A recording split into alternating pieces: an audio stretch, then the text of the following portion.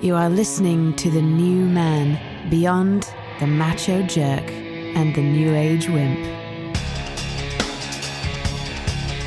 Your host is men's coach Tripp Lanier.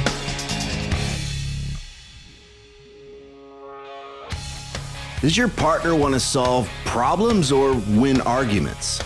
What can you do if you feel trapped in a relationship? And how can you challenge your partner to step out of a victim mindset? In today's coaching call, I talk with a man who's got business challenges, 2 daughters, and a divorce to finalize. He's at a pivotal point in his life as a man, and in this conversation, we choose to focus on the challenges he's facing with his new girlfriend. We use his anxiety as a doorway to deal with nice guy syndrome, and we address his people-pleasing in order to create a pathway to the wholeness and the relationship he truly wants. What you're about to hear is an actual coaching call. The person being coached volunteered and gave explicit permission to have our conversation recorded for this podcast.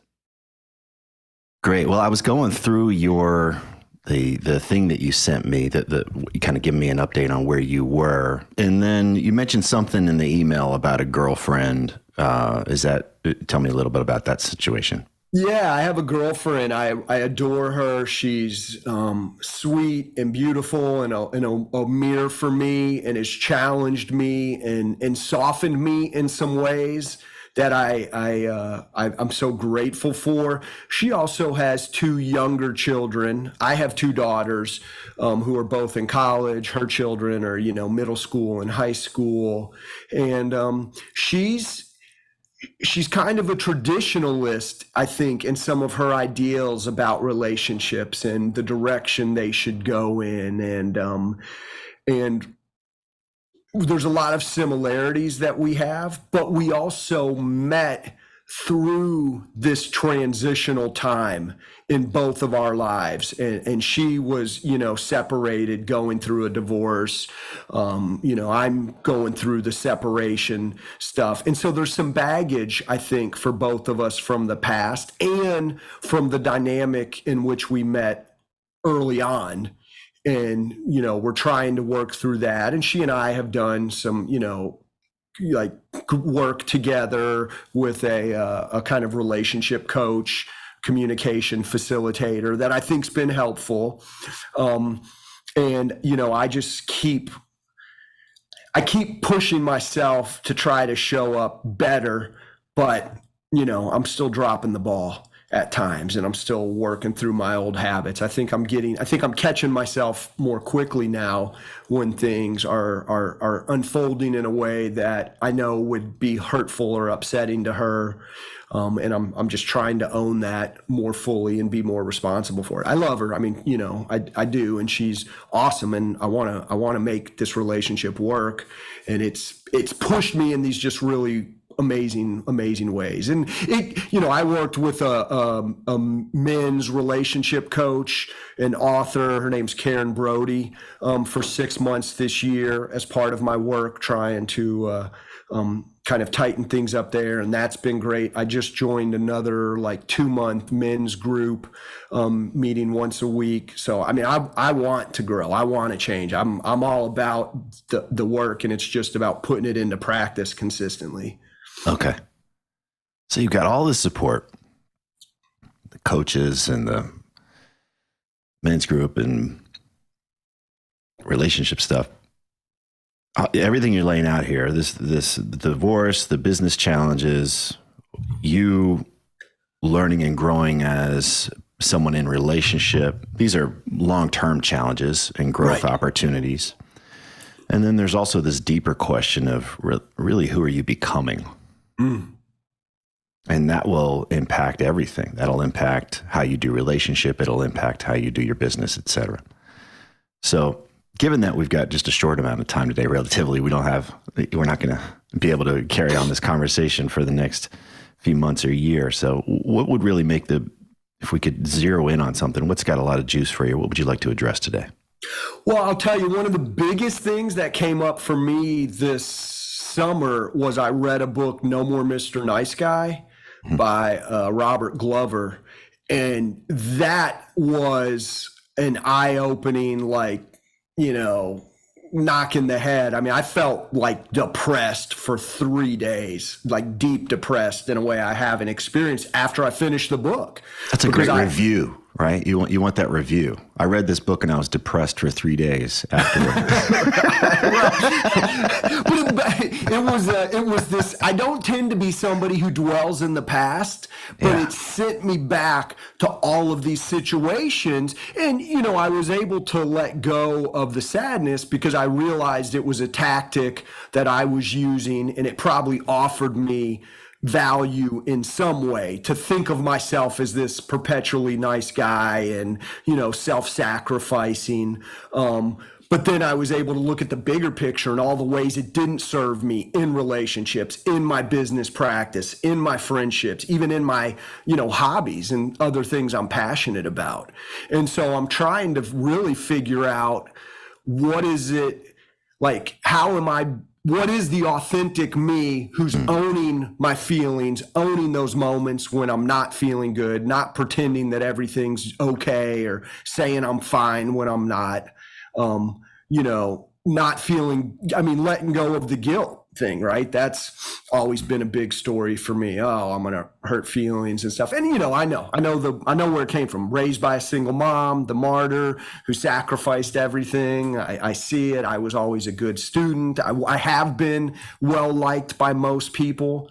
And, and I see where it was so painful for me where I wasn't liked by people. And it was always the same story. How come they don't like me? They don't know me. If they just knew what a great guy I was, everyone would want to be my friends.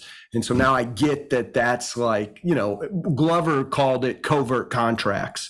Yeah. These ideas that you think something without consciously thinking it, and the world is going to react in a certain way, and they don't know that's what you're thinking, and nobody knows. It's a covert contract. Yeah. So for me, that's the big thing, I guess, how to continue to show up authentic to myself, or discovering who that is in my relationships, in my business practice, so that, ultimately, I think I'll be happier, more successful, more productive. Right. That can be it, right? If I could just X, then everything else would fall into line. Mm-hmm. Is that right? Yeah. Okay. For some people, it's if I could lose weight, if I could just get laid, or if I could have more money, if I could get out of nice guy syndrome, whatever it might be, we can create that place. Yeah. It doesn't mean our lives don't improve, but I want to just watch out, because there's a bit of a trap here, and personal growth jackasses can create this treadmill where we're always improving, but we're actually not living our lives. Right. And we're not actually here because we're so focused on who we're trying to be, or what we're trying to fix. And yes. It's kind of weird coming from a guy who creates podcasts for people around improving their lives, but that's the trap, right? No, I get it. And for me, I'm a perpetual learner. And I realize how important it is to put things into practice, not just constantly be trying to get more knowledge. I've got to be putting it into practice. So that's where I'm trying to catch myself and change things and slow down and stay more grounded and more in touch with myself and just owning it, Are you open to some feedback right now? Yeah, please. As I sit with you, I feel the sense that I get is the energy is you're about 3 feet off the ground right now as I'm talking to you. That's not a criticism, but I notice that there's this, you're running hot. And it may just be because we're having this conversation. You're talking to me, we don't know each other and that kind of thing. But I just want to reflect that in this moment. And so what if we were both to just take a second and feel our feet on the floor?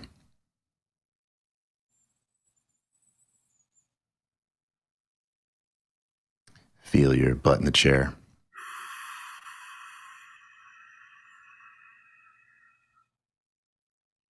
Feel your balls in your pants.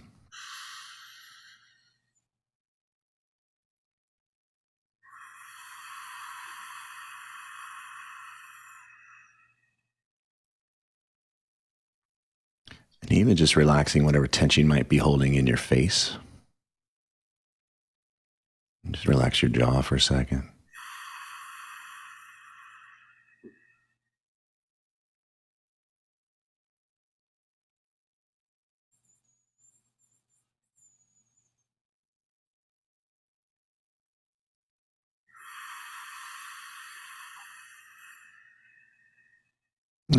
As we move towards being a little more grounded, what do you notice? What do you notice in your experience right now? The thoughts that might be floating around, or the sensations you might be feeling, or the emotions you might be feeling. What do you notice? Well, I get in my head about how often I'm not breathing and sitting and staying present. And this is something I'm trying to be more intentional about. I feel like I am doing it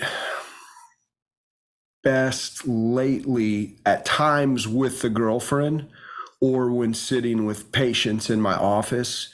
I'm trying to be more intentional about holding that space and being really grounded and calm for them. So I'm going to press pause real quick. You're doing really good. And what I'm hearing is like a performance assessment. So even in this moment, I'm thinking about where do I do this well, or maybe it needs improvement, right? That kind of a thing. Is that right? Yeah. Okay. That's great. It's just information. Yes. Yeah. So great. So that's this part that's always running and assessing how you're doing. And it's just there. And we're going to say thank you to that part. And his assessment, his ongoing 24/7 assessment. Yeah, go ahead. Well, I was going to say, and that's thank you is what I was feeling in this moment. I wanted to say, thank you to you for seeing me elevated and inviting me to come back down. And again, now it's an observation. The awareness that I have is it's most hard for me in the situations where I'm feeling attacked, judged by someone else. Most often it tends to feel like it's coming from my girlfriend now. And so I know if she's in an upset place and it doesn't feel like it has to do with me, it's very easy for me to, now's the time I need to breathe. I want to hold space for her. And when it feels like she's upset because of me or because of something I've said or done or a disagreement, that's where I know I need to catch it sooner. That's where I struggle to still not be reactive or raise up my tone or become defensive or try to explain or excuse or rationalize, what I was doing. So I know it needs to be a continuous process, a continuous awareness. But I think the guilt story for me becomes a big one. Okay. So we'll put a tack in that one for now. Okay. So this explaining of where this shows up, we'll say thank you to that. And then again, I want to just help you come back into this moment and what you're noticing in your experience.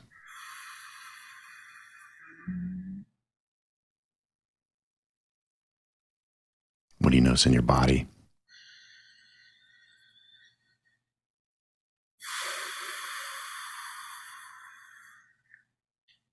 It's difficult for me to stay out of my head at times. I have moments where I'm into the body and then it's a judgment or something back in my head. Okay. Another judgment or an assessment. Yeah. You're doing good right now. Or okay. Lose it, Great. Well, you're kind of on the spot too. So we'll just own that, right? It's okay. Got it. You up for trying something physical right now? How about doing, give me 15 push-ups. All right. Yeah.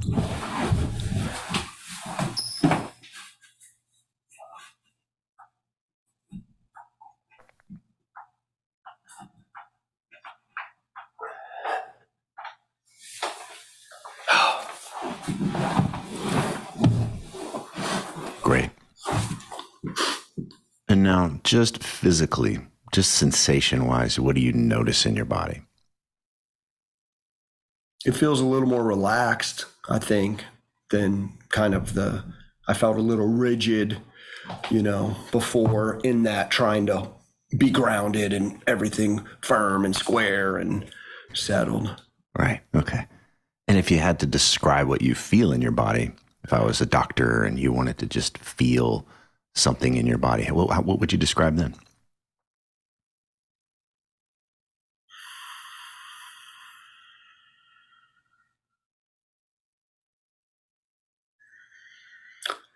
It feels like things have slowed down a little bit. I do feel like my breath is deeper and I feel more. The internal restlessness is less. I still feel like there's a little bit there. And it feels like a little bit of kind of anxiety in the lungs or something, like. So go into that. Actually, go ahead and close your eyes. Mm-hmm. And I want you to just simply get curious. If you were here to gather data, not an assessment, if you were just going to try and describe what this experience is, take your time.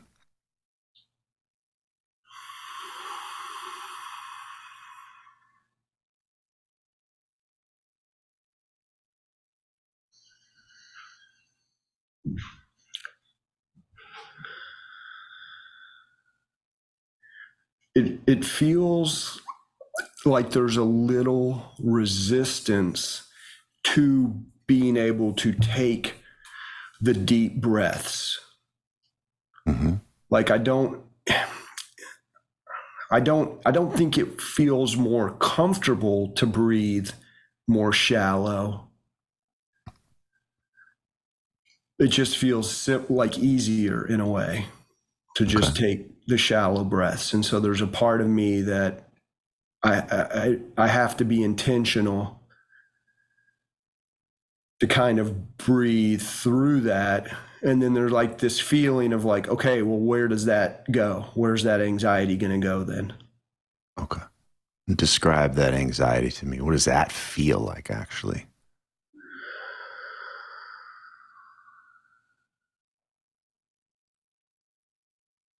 It feels like disappointment. Put your hand, if it has a location, put your hand there. It's kind of on the left side. Great. Yeah, around, like between, like the heart, under the heart, sort of by the lungs, kind of. Okay. If that anxiety wanted to tell you anything, or if that tension wanted to tell you something, you don't have to reveal this to me if you do not want to, but what would it want to say to you? What's it trying to tell you?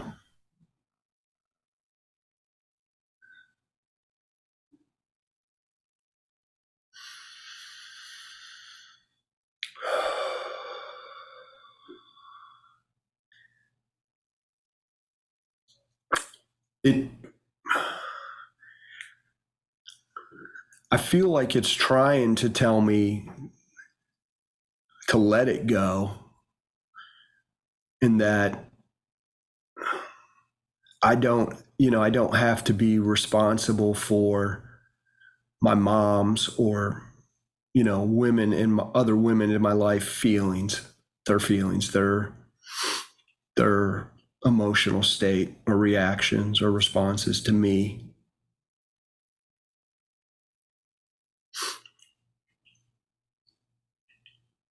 Got it. Does that resonate at all for you? Yeah. It's hard. I think it's a hard thing for me to do in the moment. And I think it's something I've carried with me for a long time. Mm-hmm. To be responsible for the women in your life, their emotional state. Is that how you? Yeah. Okay. Yeah. So mom, wife, girlfriend. Yeah. And, I have 2 daughters. And so it's got a lot of work. Yeah, and again, my daughters are both in college, and that was definitely something for me in this past year, in this big transition, this moving out on my own, was like, I want to improve my relationship with my daughters. I want to, be a better, more stable presence for them. And I have a good relationship with my daughters. I've not been an, absent father by any means. But I see, again, some of my past reactivity, how the nice guy could come across as scary to young children, or angry, or, and a lot of times I was angry or upset, and just not owning those emotions in a way that was healthy for me or for the people I cared about. And so I'm trying to let go of the guilt around feeling responsible for it, but then also showing up in a better way, so it's not causing or contributing to the pain, the discomfort, the feelings that the women I care about experience. How do you know they experience this? Is this something they've told you? Mostly from the girlfriend right now. And I think that's that's what feels so valuable to me from that relationship, is that she's so sensitive in a way that, like my wife, who were divorced, who were going through the divorce, she's not as sensitive and feminine and soft in the same ways. Like, if we ever got into a disagreement, it was and the girlfriend is like, or she's just over the top upset. But she reflects it back. It does feel at times like, from her perspective, I'm the one solely responsible for it, which again is pushing my guilt buttons and my old stories. And so then it's me trying to show up in a different way through that. And I know I'm having some good moments, Okay. Is her emotional state your responsibility? No. I mean, that's what the books say, but how do you really feel? I mean, I want her to be happy. I want her to feel loved, and I want her to feel loving towards me. I mean, I want to feel loved and appreciated and desired. Sure. And but is it your responsibility?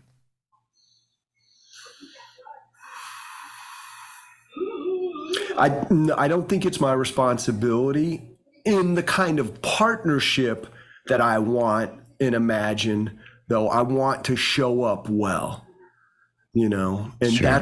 that's the thing. I guess in my head, there's parts of me that feel like, oh, I always was.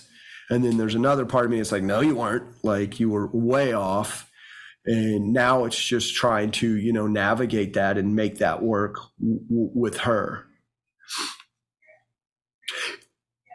I was going to say, one of my coaches, I was talking about, with her, and had been sharing some stuff, and was suggested, like, your girlfriend's on the spectrum of no maintenance to high maintenance.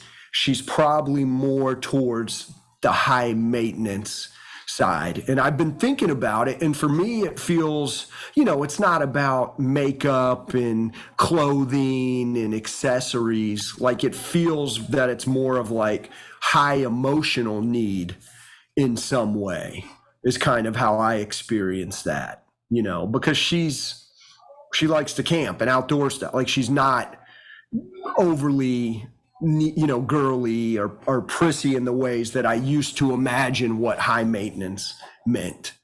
So I think she has like a high emotional need in some way. And so I'm trying to like balance that by keeping my authenticity, my individuality, through this transition and also being in a relationship with her, and it's a serious relationship. Yeah. I mean, let me ask you something. Please. Is it okay if she's upset? I mean, it has to be on some level. For her, it's not. I'm not working with her. I'm talking with you. Yeah. So is it okay if she's upset? I get that it can be uncomfortable and you want her to be happy, of course. But is it okay if she's upset? Is she allowed to be upset? I don't want her to be upset. Okay. And let's talk about what happens for you when she's upset. When it's about something I've done or a story I've done, my initial response is to want to defend it and explain it and try to logically share with her what I was doing, because my intention, I feel, is always really good, is coming from a genuine, heartfelt space. I have another question. How do you know if it's your thing that she's like, this is the part of the responsibility thing? So if she's upset and she is able to pin it on you, you're the reason why I'm not happy right now. Right. What keeps you from kind of getting sucked into that idea? Well, I think I do get sucked into it. I mean, I think that's the problem, I think, or a big part of the problem for me. Because it pulls me into, she's saying this, that there's hurt in space between us, and it's because I have XYZ'd.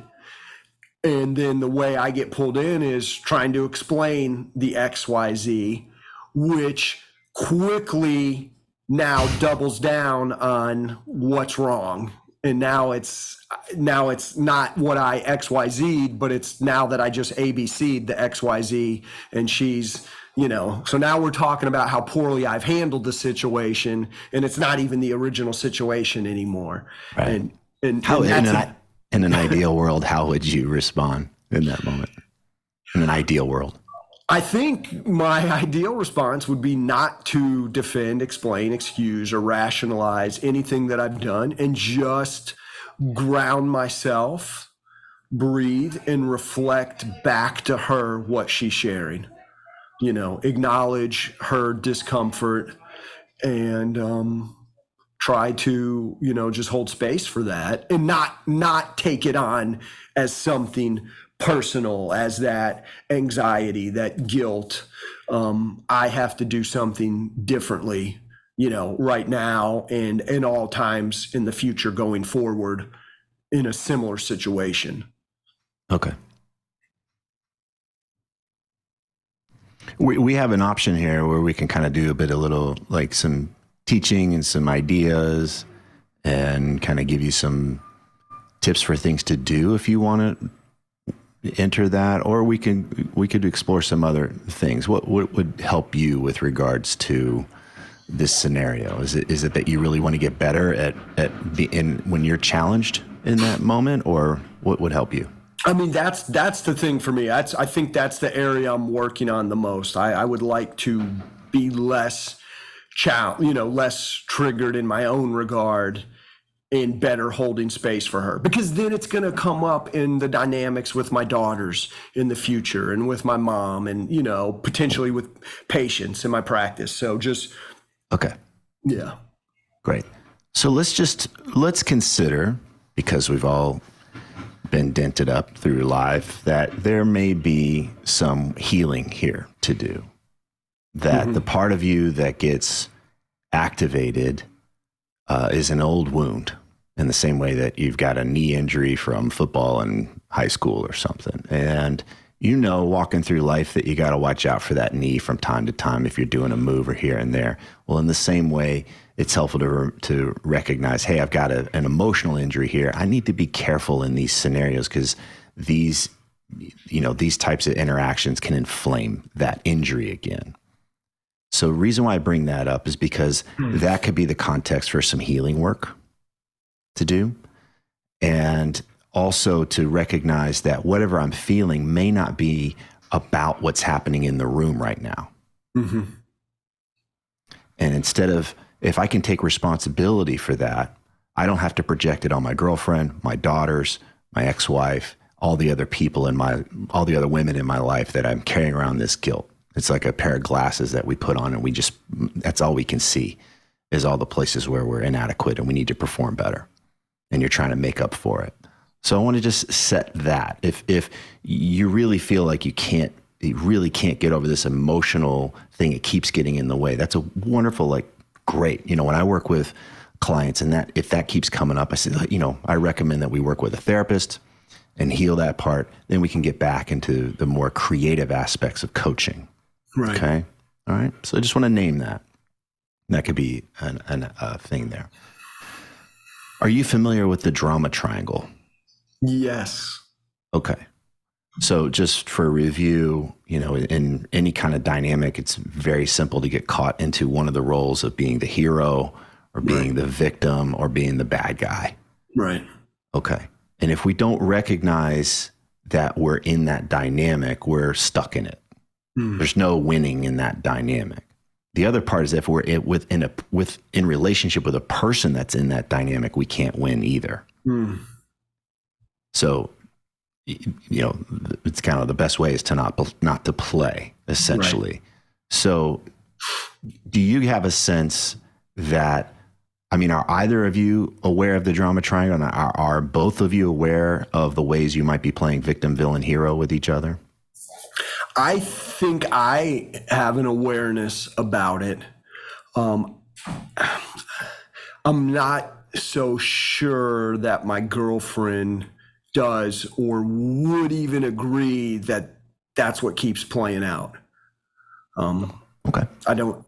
Yeah. I think in some of the stuff we've done together for the kind of communication relationship coaching, I think it's probably come up a little bit. But not a lot. Okay, that might be worth researching. I did a video on it a while back. I can send you a link to it. It's not that long, and it can get you started on it. An interview I did with David Emerald. He wrote a book called The Power of TED, which is the empowerment dynamic. It's kind of the flip side of that. That could be something for you guys to check out. I found that to be eye-opening for both parties. Like, oh, wow, this is what I do. I play the victim when I convince myself that the reason why I'm unhappy is because of my partner or because of XYZ. And what I do in that moment is I then remove myself from any ability to do anything, and then I feel helpless and stuck. Right. Right. Okay. So that would be one place to play. We can talk about how you can respond if you are in this dynamic with anybody, and including your girlfriend, and she's not aware of this dynamic. So would that help? Yeah. Yes. Okay. So I want to just lay out a little bit of a model here. So when we talk about integrity, the nice guy doesn't have integrity. He gets, if we think of integrity as a wall that can withstand a challenge, so the wind, right? A wall that doesn't have integrity will fall down.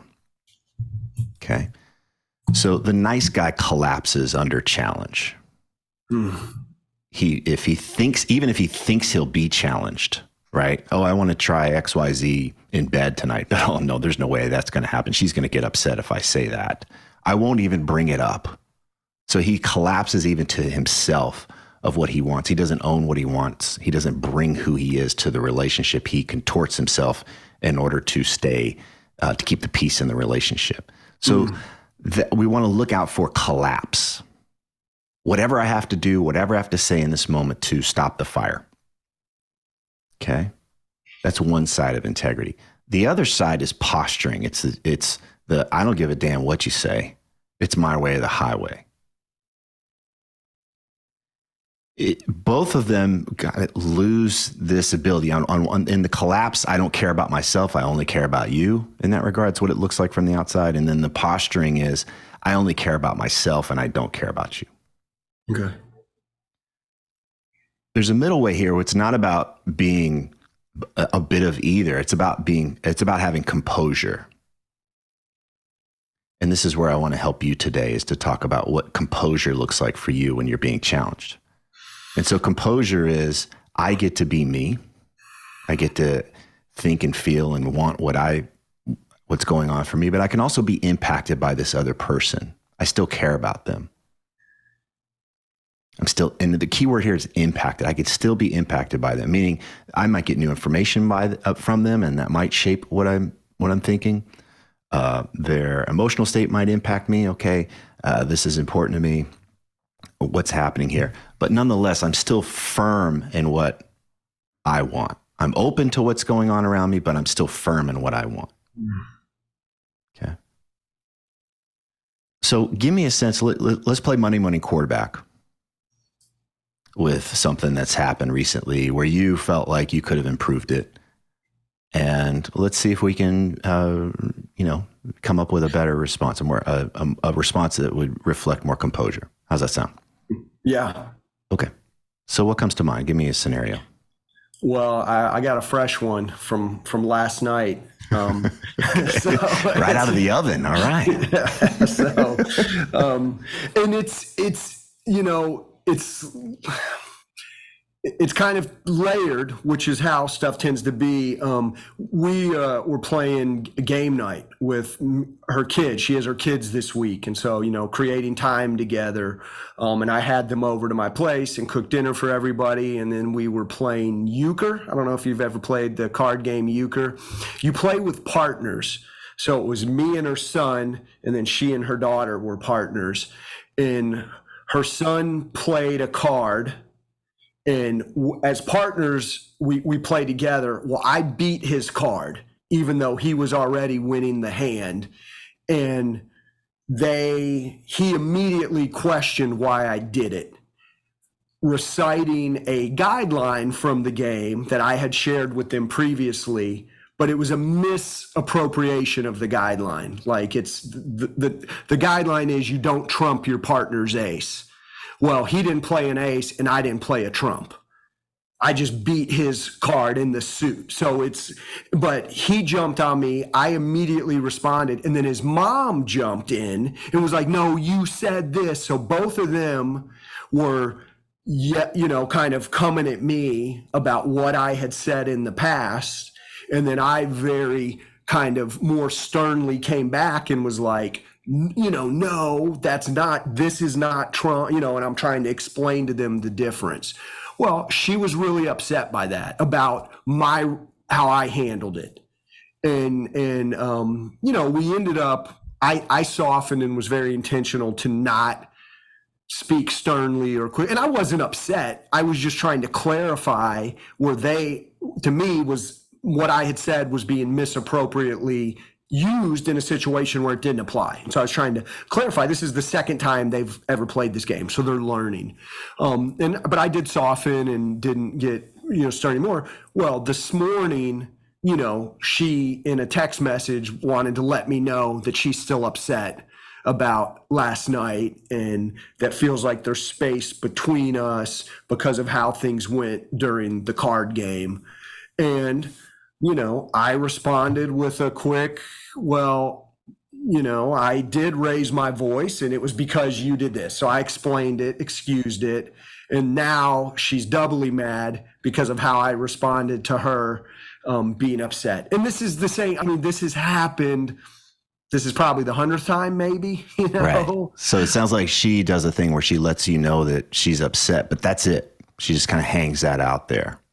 And it's so difficult through text messaging for me. Right. And I've gone over and over trying to explain that that's a bad way for us to reconnect. And I've even put out some guidelines and some structure around that, but I fall victim to that past dynamic and I don't adhere to my own guidelines, Okay. So then let's talk about what you would have done differently through composure, knowing that you don't want to do text and all the other things. What might composure look like? And we'll figure this out together. Well, the first thing in the game, just not... The game's history. So this morning. Yep. I would have liked to just acknowledge what she shared and asked her if we could have a phone call. I mean, I feel like if we communicate better, or at least I communicate better in a, direct talking or in person or potentially through email, is let's a talk. better way for me. Yeah. Great. So Okay. I think I agree with you. If you have a preference for especially working out relational challenges, relate, don't communicate. So this Right. thing of trying to work shit out with your thumbs is insane, because 90% of relating is what comes from tone and body language and all the other subtle cues that happen there. You need to relate. You need to be sitting in front of each other. Okay, so let's just get that straight. I think there's some wisdom in there that you understand that's a good thing. So I like that you said, "Hey, I appreciate that you're bringing this to me. Let's make sure we don't fall into, let's get this off of text, and let's talk about this evening, face to face." Mm-hmm. Okay. Yeah. So you're acknowledging and appreciating her, and then let's talk about this at such and such time. And then the second part is that she kind of hangs a hook out there with, "I'm upset." Boom. That's it. Mm-hmm. Knowing that's a hook for you. If she's upset, you're supposed to now jump through this hoop and figure it out and make a difference right now. Right. So how we interrupt the drama triangle, instead of you coming in to save the day or going into bad guy mode, all right, where you're kind of screwed either way, is you ask her, does she have a request? Mm. Do you have a request? So I hear you're upset and things didn't go the way you wanted to, or you feel distant. So what would make this better for you? Mm. Now, what happens in that moment is we are giving her responsibility. What does she want right now? Can she speak up for that? Can she bring that to the table as an adult? Yes. Now, I'll pause here. What is that? Does that sound nuts to you? Does that sound crazy or inflammatory? No, it sounds brilliantly simple to now, direct. I mean, because it's a way to acknowledge again and show gratitude for what she shared, and then empower her from a place of, humbleness, humility, to ask me to do something to help or, suggest. And it doesn't require me to defend myself or explain myself. Right. Yeah. Okay. And, again, the big part here is being impacted, being open, right? It's not, "Oh, Jesus, what do you want?" Right. That's not it. Right. Which is, we're sending the signal of, you're a pain in my ass. Make this go away. The other is, "Hey, you matter to me. I appreciate you bringing this. And what would make it better?" Mm-hmm. What would make it better? I appreciate this. Yeah. Now, what would happen for you? Imagine sending, that becomes the place where you come from. And this is where I ask, is it okay for her now to be in her upsetness until you guys talk? Or is it, what happens? Are you going to jump in and try and fix everything or defend it and make it go away? Well, I mean, I think had I put it out there in that way to empower her, I think I would sit with it better. I think it would feel more comfortable for me. I mean, my current situation is that's not how things went. Things don't feel great. In transparency, I tried to call her this morning after it unfolded and she didn't answer the call, so I left her a kind, loving voicemail and told her I wanted to talk. But I have concerns now about how long this may draw out, and how little things can draw out. And if I had given her a chance to tell me directly what she needed today, I think it would speed up the whole process. And that's what I'm wanting us to get better at, is reconciling, Does she want that? Yeah. That's a good question, I mean, on some level, there's a part of me that thinks she wants us to never need to reconcile. Right. Like for it to be perfect all the time and we never need to. Well, we'd be great if you'd stop being an asshole, man. Right. That's, yeah. So this is a philosophical difference in relationship. And this is a big one. It's a real big one. The immature version of us is, well, we wouldn't have any problems if you would stop being difficult. Right. If you just did what I want, or, if you did everything the way I think things should be done, then we won't have any problems. And that's the way a relationship should be. So that's an immature version of this. Right. And it's great for selling Disney movies and all that other kind of shit. But the reality is that relationships do have problems and they do have challenges. And so now we develop skills so that we can work together to solve them quickly. Right. And we have a shared desire to get back to normal as quickly as possible. To get back to an open heart as quickly as possible. Yes. There's a red flag here that I see, a big one. I don't know a lot that's going on, but I want to name this red flag, which is there's some kind of power differential that happens if she can hang her upset over you and not respond and not get back to zero. That's a red flag. Yeah. That tells me there's work to be done. Are we on the same page about what we want in a relationship? Right. Yeah. But it is a place for you to be really clear about what you want. I want to be in a relationship where when a challenge comes up, we have these tools and we use them. But underneath that foundation is a desire to get back to a loving, open-hearted place where we forgive one another, where things happen, but we know we give each other the benefit of the doubt. And if that isn't there, that this is about this power thing, or this is about this you owe me, or whatever that toxic shit is, that's really good information. Yeah.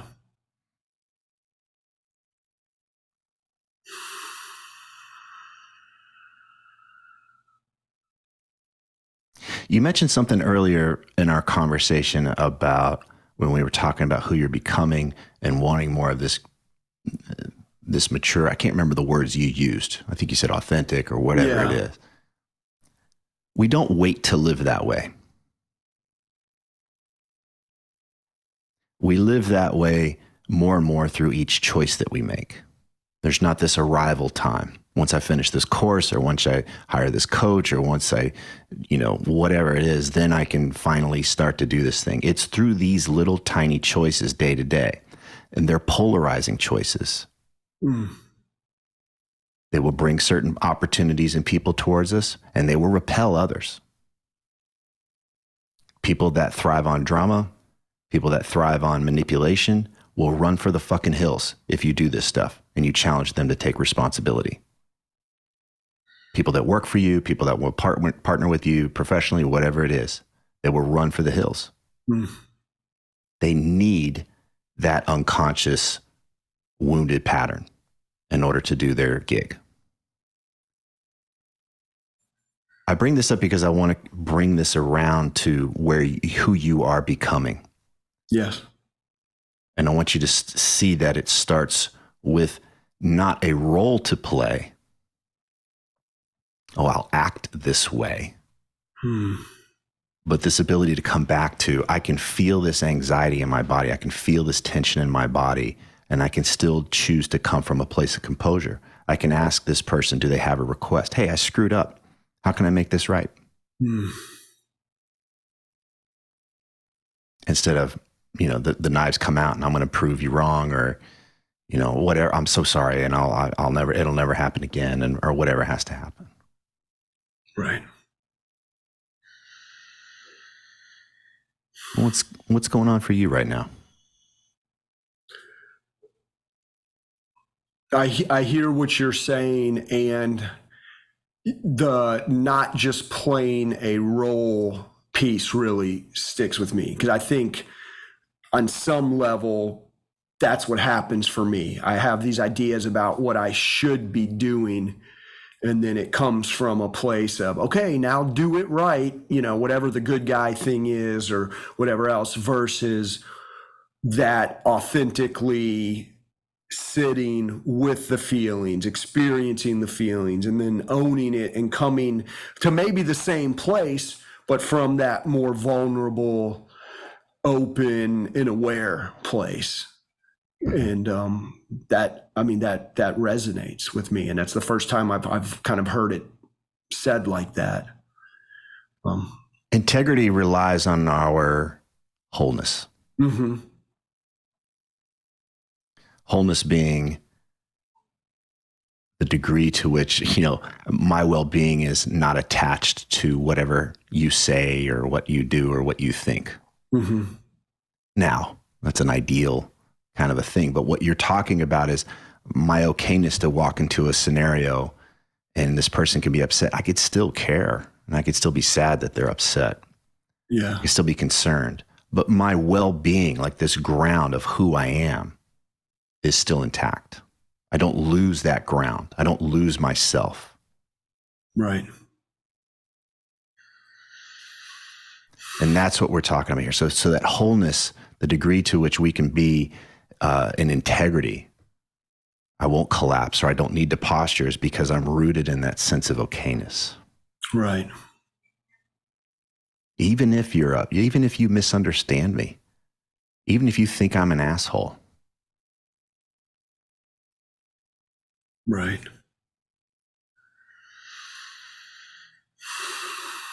Oh, that hurts. I'm sad that you think that you think that I would want to hurt you. But I know that I didn't. I know that I didn't intend that. Right.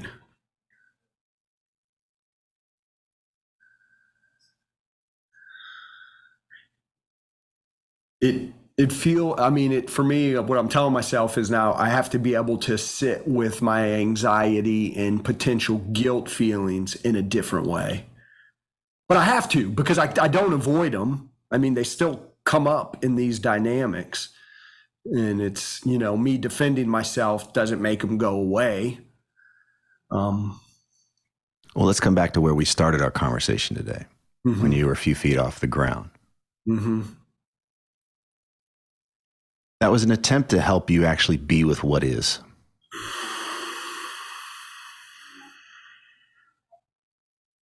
So if I'm feeling anxious or there's essentially like, I can't be, I got to be anywhere else other than here right now. Mm-hmm. So I'm going to go into an assessment. I'm going to go into that book that I read or that podcast that I heard. I'm going to go put my nose in this book, whatever it is. I'm going to get out of this moment because this moment is where I can't be. Right. Oh, it's the doorway. I can turn into that. I can turn into my experience and I can actually experience that. I was asking you questions around what it actually felt like to be that anxious. And you were giving me the stories of what it wanted to say, but a lot of times just being with the sensation of it.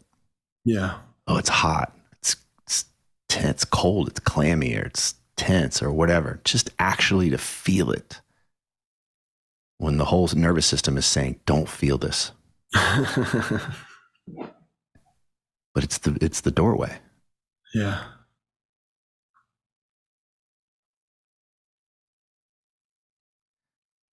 We didn't quite get there in that moment. But if you were to go back and listen to this recording, we're kind of touching on all the bases here, Right. which is your ability to be in this moment and still be okay. Like I can still feel my sadness. I might be crying, I might be bawling, but I'm still okay. Right. I can feel my anger. I'm still okay. I don't need to run away from it.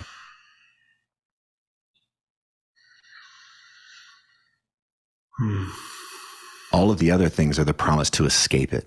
If I get good at this thing, I don't have to feel this way. If I get good at being the no more Mr. Nice Guy, I don't have to feel this anymore. Right. Right. It's deep. It's coming back to, I can feel this. I don't want to, but Yeah. I can.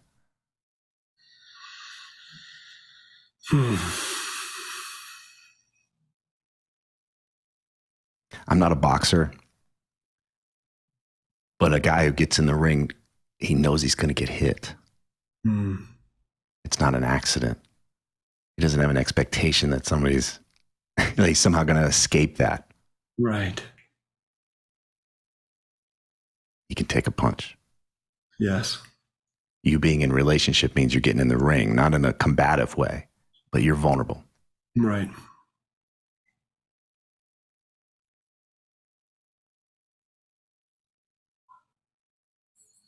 Hmm. From this place of cultivating wholeness, what's possible?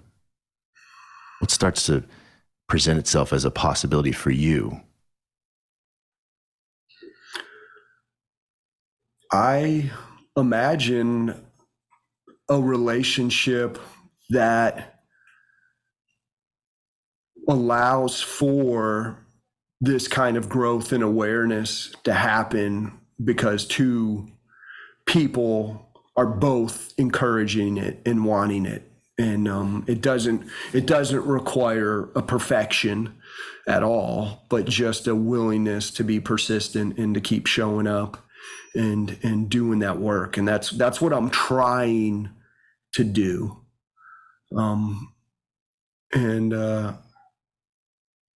It's the kind of situation too where, I tell myself, well, even if my partner doesn't change anything, I have the power to keep changing and keep growing, until maybe there's not anymore. And that's what it feels like happened with the marriage dynamic, but I still feel the potential with the girlfriend for sure. And I just want to do better. I wish I'd done better last night and today. But I can going forward. And I don't have to beat myself up, or if I do, I can just sit with it, right? Like yeah. I want to come back to this better thing. Sounds like I smell a trap here, and okay. I get the intention of it, but I want to understand what, if you've done it better, what is this part of this world where nobody would get their feelings hurt anymore? Yeah. Okay. Yeah. Okay. So yes, we can become more skillful. We can be more compassionate, but the nature of being in relationship is that we're bound to step on each other's toes from time to time. It's Right. not intentional. So I want to watch out for this sneaky thing where better means we don't have any more problems. Right. That's this exoneration myth. Oh, if I just got better at this, we wouldn't have any more problems, which buys right into what could be her worldview, which is, yeah, if you were just better and you quit fucking up, we wouldn't have any more problems. Right. Makes sense why you guys found each other. If that's the case, okay? Right. You both believe that you are the one that needs to be better, and then things would be fine between the two of you. Mm. Yeah.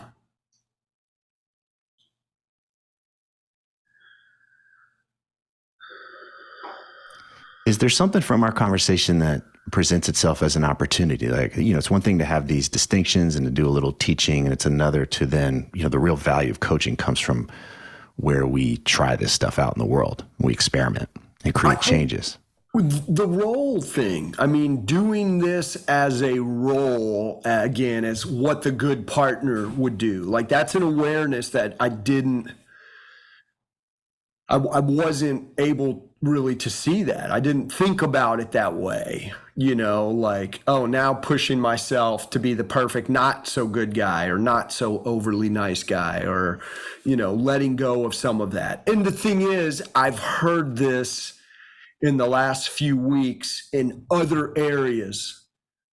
People have said to me, you need to let go of the attachments, your worry of concerns about outcome, and just be your more authentic self in these other areas of my life. And so I think that's it. And and in some level, it feels like letting go at a deeper level of the nice guy thing, the wanting to be liked, the wanting to be good at things.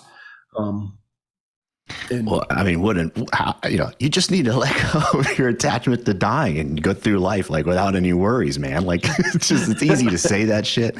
So I'm laughing out loud, but how would you do that? Cause it turns into yeah, man. Oh man, the reason why I'm suffering is I'm, X, Y, Z. It just seems like it's a really good way to be in a first class mind fuck.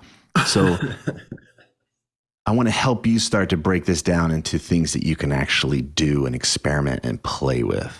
yeah. Instead of an ideal to aspire to and then assess every movement against that ideal. That's just more suffering. Right. Well, I mean, I think, in my practice, it's about focusing on the information, the education component that I'm wanting to share with people. Because I do, webinars and speaking events to connect with people about health stuff.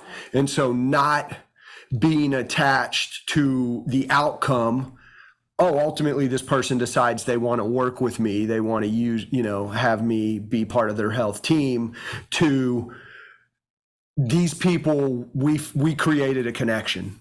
They feel connected to me. They understand what I'm saying. They feel heard and understood by me, and believe that I understand where they're at and can relate to that, and then potentially help them, which is different than the standing ovation because I did such a great talk with all this wonderful information and it's about me.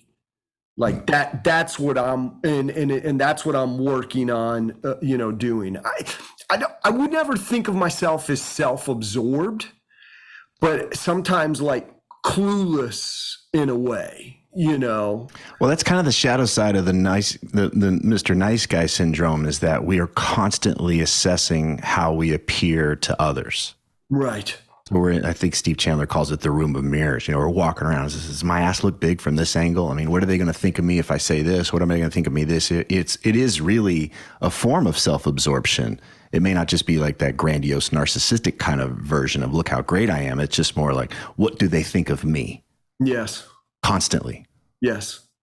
And I need you to like me. So I'm going to do whatever I can to get you to like me. So it still is this world of, am I okay with you? Right. So the wholeness piece, coming back to, I can be okay. I can come from a place of service, see if I can help them out. And, it's up to them. They're responsible for their thing, but I can just, however I can, to make it so that I can be of service and make a difference in their lives versus, do they like me? Do they approve of me? I'll be okay Right. once they approve of me. Right. Okay. We're really describing leadership here. Yes. If, on one level, the purpose is what do I do so that I'm liked? I go through my day. What do I do so I'm liked? And the other is, what am I here to create? What is trying to express itself through me and as me in this lifetime? Hmm. Whoa, much bigger question. I will be misunderstood. Hmm. I will have people that just don't get what I'm doing if I choose that latter, the latter option there. And it's tough. I'm not saying it's easy, but it is recognizing that on one level, if I'm unconscious, I will do whatever it takes to be liked and understood. Right. And that's exhausting. Hmm. I have a challenge for you. Please. And it's your choice to do it. Okay. And I'm not sure this is the next step for you. But at some point, this could be. It would be, and if we had longer, I would want to help you kind of bring this out, kind of help you identify the relationship you want to be in with regards to how you treat conflict or misunderstandings. Mm-hmm. So given that conflict and misunderstandings are going to occur in a relationship, how would you want you and your partner to deal with them? I would want you to create that scenario, that vision. And then the next step would be to talk with your girlfriend and say, do you want to be a part of this? Because I see this possible for us. That if there is a problem, we meet face to face to talk about it.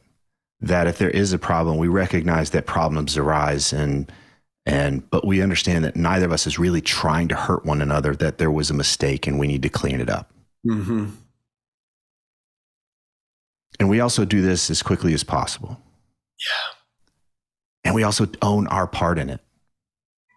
We own our responsibility in it. Do you want to be a part of that? Because we'll have to learn some things. We'll have to practice some things. We'll have to change some things about how we do it. But I would like that. Would you like that? Right. So you would craft this vision and then you would invite her into this. Now, it's not just her, it's people you work with. Like it's that ability to take that leadership and then invite people into it instead of, hey, this is my way or the highway. Take it or leave it. Right. Right. It's who wants to play with me here? Who wants to play with me here? This could be a really loving, empowering environment. I want to co-create that with you. Yes.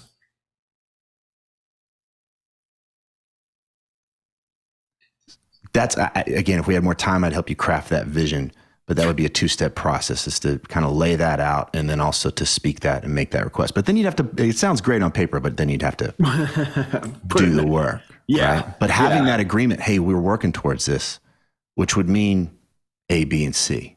Yes. Yes. And I love that idea. And I have thought of this to some extent, not as completely, but I think specifically in regards to the text dynamic, just because I've seen how that doesn't work when it plays out like that. Okay. And even things like that can become agreements. Right. So when things have calmed down, you can say, look, the next time there's a challenge, because there will be a next time. I'm not going to respond. I'm not going to get into this on text. My ongoing request is that we will deal with this face to face. Yes. So that there's no other misunderstanding. So if you have a problem with me, please bring it to me face to face. Right. Will you agree to that?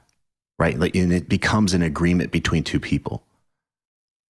And if you're in a relationship where agreements aren't honored, you don't really have a relationship. Right. And you start to gather data. Are we really on the same page? Because our actions would speak that. Are we showing that we honor each other and we honor this relationship in that way? But this is coming back to where you are honoring more of who you are instead of playing this role of what do I do to make sure she doesn't get upset? Because I can't be with that. Right. Now, I threw that out there. What would work for you? I think it's I think that's a great idea. I want to be really clear about that. And I want to be in a partnership with someone who we're at least exploring these ideas. Doesn't have to be exactly the way I laid it out. But I do want to be able to talk about this, explore these ideas, and strategize together on how to improve things. I think when I talk to men around this stuff, that the thing that has them feel trapped, one of the things that has them feel trapped in relationship is this inability to solve problems with their partner. Yeah. The inability to talk about things with their partner. Like they can talk to other people out on the street about a thing, but if they bring it to their partner, it's going to create a problem. It gets inflammatory. Right. This is where you step into this instead of, boy, I hope we can get there one day. You start from there. Yes. Okay. I have an idea. If you're open to it, why don't you decide how long you want to take, and you send me an email that outlines the vision you want for your relationship, whether it's with this woman or any woman in the future. Okay. All right. So it doesn't have to be a book or anything. It can be rather simple, but if it's essentially, you can turn whatever frustration you got into a request. So the things you don't like, you can flip it. What I want. This is how you step out of the victim mindset. Okay. Okay. When would you like to send that to me? And again, take your time, whatever works for you. I think 2 weeks would be great. Next week I'm heading to a conference, for like 5 days. And so that'll, in my free time, that'll give me, space away from home, away from the normal kind of demands to really think and dive into it. And I think I could email you something when I come back. Great. So I'll be on the lookout for 2 weeks from today. Okay. And then the intention here, when you were ready, is that the next step could be that you would sit down and invite her into this possibility and ask her what she would like in the relationship. Yes. Okay. And if you have somebody you see, a third party that you see, this could be done with them. Right. But again, I'm helping you stay in a creative mindset. No matter what, you're committing to the relationship you want. Either it's with her or it won't be with her, but this way of being becomes how you live today, not once you find the right situation. Yes. I love it. Perfect. And again, this will impact everything you do, how you choose to do your business, how you choose to do any of the other things that you have going on in your life. When this, what should I do, shifts into what do I really want? Yes. Okay. I love it. You did great here today. I really appreciate you bringing a lot. Is there anything else that would help you? I know we don't have much time here, but anything else that would help you? I really appreciate it. I appreciated just from the get-go how you started talking to me, sharing where you were going to be coming from and your expectations for both of us. And this is great information. I appreciate it. Okay, brother. Hey, I'll be looking for your email in the next couple of weeks. And if anything comes up or you got a question or something, feel free to hit me up. I will, Tripp. Thank you, man. It's fantastic to meet you. If these interviews are helping you, please leave a positive review on whatever podcast app you use so that others can discover the show more easily.